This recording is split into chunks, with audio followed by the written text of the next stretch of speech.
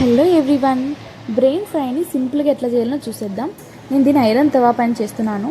First ఏంటంటే క్లీన్గా wash చేసేసుకొని సాల్ట్ పసుపు వేసేసుకొని బాగా కలిపేసుకోండి, మిక్స్ చేసేసుకోండి. మిక్స్ చేసుకున్న తర్వాత 1 టేబుల్ స్పూన్ ఆయిల్ వేసేసుకొని 1 or 1.5 టేబుల్ స్పూన్ ఆయిల్ వేసేసుకొని దాంట్లో దీన్ని బ్రెయిన్ని వేసేసేయండి. వేసి కొంచెం సేపు కుక్ అవ్వనివ్వండి.